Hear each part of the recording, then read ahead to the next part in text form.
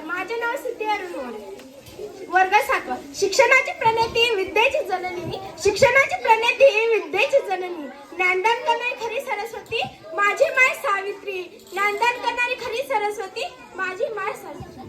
मित्रांनो, आज आपण येथे एका महिलेची जयंती साजरी करण्यासाठी जमलो नाही, तर एका जिवंत क्रांतीला वंदन करण्यासाठी जमलो. मित्रांनो, आज आपण येथे ज्या नावाने उच्चार करतो ते नाव सामान्य नाही, ते नाव एका अज्ञानाचं धाव म्हणून ओळखले जाते व ते शिक्षणासाठी पेटलेली मशाल आहे. मित्रांनो, आज आपण येथे या भारतात अभिमानाने राहतो.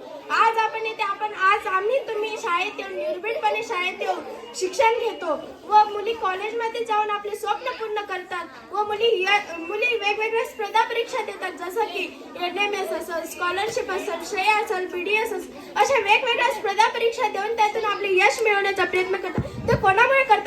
ते सावित्रीबाई फुलेच्या कार्यामुळे करतात. मित्रांनो, सावित्रीबाई फुलेच्या काळात शिक्षण म्हणजे पाप मानलं जायचं व त्या काळी मुलींना घरातील एक वस्तू समजली जायची व त्या काळी शिक्षण म्हणजे मुलांचा अधिकार मानला जायचा व त्या काळी मुलींनी हातात वही घ्यायची नाही, मुलींनी पुस्तक उघडायचं नाही असं त्यांनी सांगितलं जायचं व त्यांनी सांगितलं जायचं की मुली जर शिकल्या तर आपला समाज बिघडेल असं त्यांनी ठामपणे सांगितलं जायचं. व अशा आणि त्या काळात स्त्रीला प्रश्न विचारायचाही अधिकार नव्हता आणि अशा अंधारलेल्या काळात एक धाडसी निर्णय झाला आणि एका स्त्रीने समाजात दिवा पेटवण्याचा निर्धार केला आणि तो निर्णय साधा नव्हता, तो निर्णय धोकादायक होता. तो निर्णय समाजाविरुद्ध उभा राहण्याचा होता आणि तो निर्णय स्वतःच्या आयुष्याची होळी करण्याचा होता. म्हणूनच म्हणते ज्ञानाची मशाल प्रत्येक घरात धगधगावी, ज्ञानाची मशाल प्रत्येक घरात धगधगावी.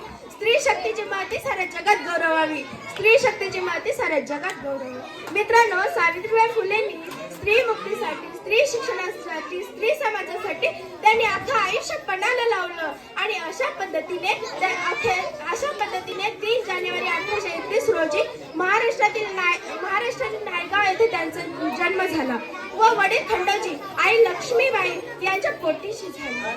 मित्रांनो, रूढी परंपरेनुसार त्यांचाही विवाह ज्योतिबा फुले यांच्याशी झाला. मित्रांनो, मी तुम्हाला एक सावित्रीबाई फुले यांच्याविषयी एक प्रसंग सांगतो. सावित्रीबाई एकदा बाजारात गेल्या होत्या. तिथे त्या जिलेबी खात होत्या. तेथून एक ख्रिश्चन गृहस्थ